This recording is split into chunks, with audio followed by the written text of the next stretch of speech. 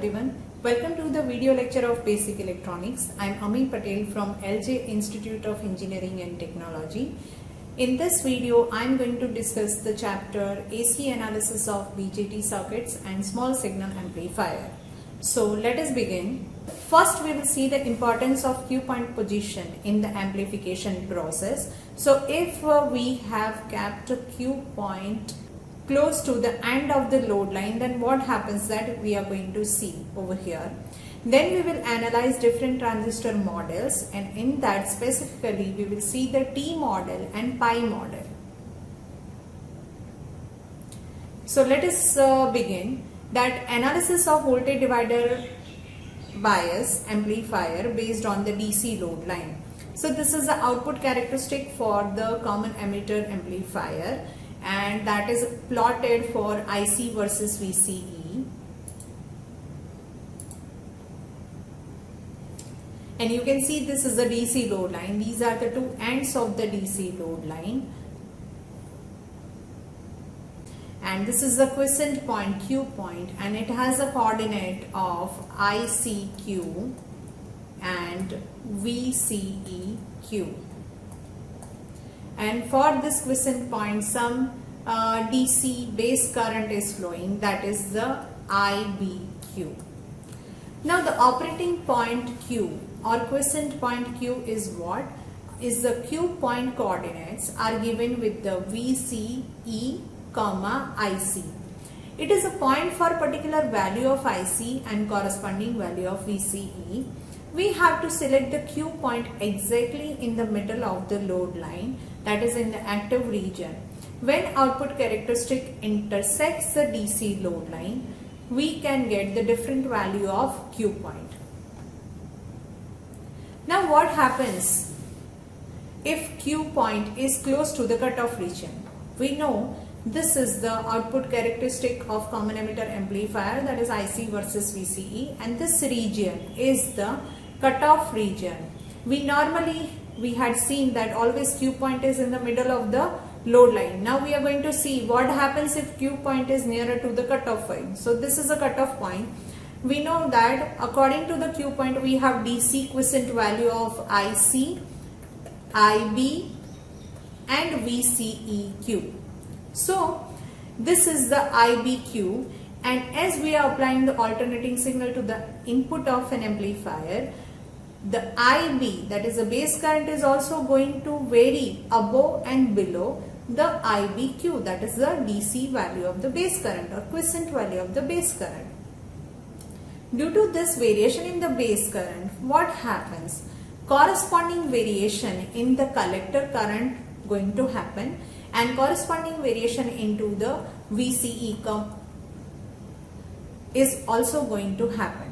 But you know that when we are plotting this IC, that is a change in the collector current and change in the collector to emitter voltage, you will find some of the portion of the collector current and some of the portion of the collector to emitter voltage is going to clipped.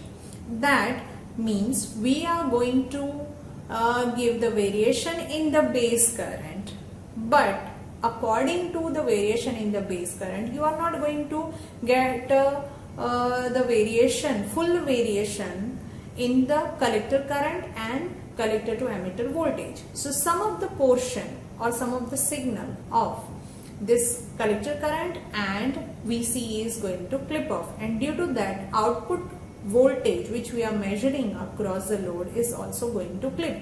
Some of the portion is being clipped. So this will happen when we are biasing the Q point near the cutoff region. Now we will see effect of Q point close to the saturation region.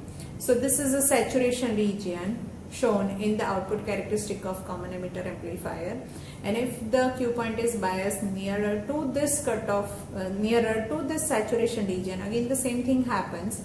When we apply the input signal, alternating signal, the base current is going to vary above and below this quiescent value of the base current, and according to similar corresponding variation in the collector current and collector to emitter voltage has to happen. but it will not happen, and some of the portion of this collector current as well as some of the portion of this VCE is going to clip off, and you will find distorted signal at the collector and collector to emitter voltage. So due to this, output voltage is also distorted. That means some portion is being clipped off. So this is why we cannot bias this Q point nearer to cutoff region or saturation. We have to bias Q point in the middle of the active region or middle of the load line, such that there is no distortion in the collector current or collector to emitter voltage going to happen, and ultimately we get full swing of the output voltage. Now we will see the transistor model. We had seen that if we have common emitter amplifier circuit, then to calculate the quiescent point coordinates, the DC value of the current voltages are required. For that we draw the DC equivalent circuit, and from that we are drawing the AC equivalent circuit. And when we want to analyze the characteristic parameter of an amplifier, again we have to simplify this AC equivalent circuit by replacing the transistor with its equivalent model. So one of the oldest AC model of BJT is Eber small model. It looks like T, that is why it is also referred as the T model. So you can see this is the BJT, base, collector and emitter terminal, and this is the equivalent circuit of this BJT, that is the T model, and this is the AC equivalent circuit for the BJT. This is the collector terminal, this is a base terminal, and this is the emitter terminal. So on the base we have shown the current of IB, on the collector current is IC, and the emitter current is IE. Input resistance at this model is ZI, and as we are getting the amplification by this common emitter amplifier, that is why alpha into IE is shown, because we know alpha is equal to IC divided by IE, and that is taken over here. So we have shown in the model by this Ebers shown that at the collector we have current source of alpha into IE. Then we have RE, resistance at the emitter. RE is VB divided by IE. So this is a fixed model derived by this scientist, and we are going to replace the BJT by this model while doing the AC analysis. Some of the notations we are going to use over here. If we want to find out the instantaneous value, we write this current and voltage in small, and the subscript will be in the capital letters. So this is the instantaneous value.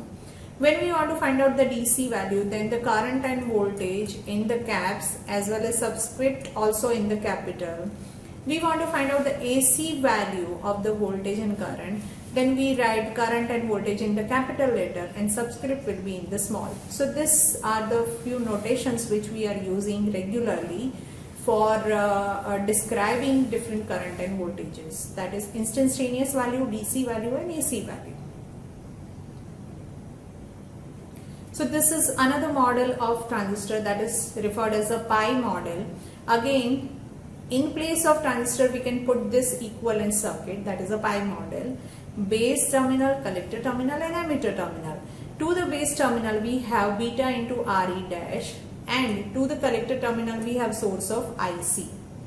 Pi model is easier to use than the T model. Impedance measured at the base is given by beta into RE dash. So while doing the AC analysis of any amplifier, we will replace this BJT with the pi model.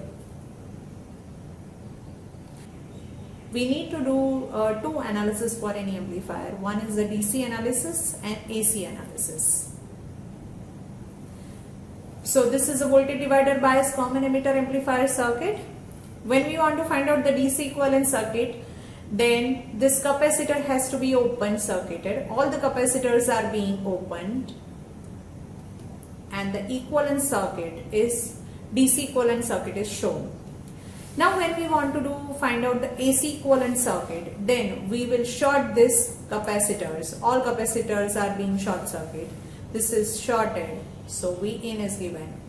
As well as all DC sources are also short circuited. So this is being grounded for the AC equivalent circuit. So R1, R2 is being grounded from base R2. From base again this R1 grounded and Vin. So three things are connected from the base, and from the collector RC is grounded, as well as this is being shorted for the AC. RL is also grounded. So this is how the AC equivalent circuit is drawn, and AC equivalent circuit for the voltage divider bias amplifier using pi model. So this BJT is replaced with the pi model.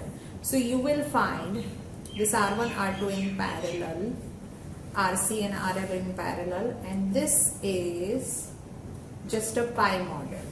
So we are going to do the analysis of this AC equivalent circuit with the BJT replaced with the pi model. With this, I am ending this session over here. Thank you.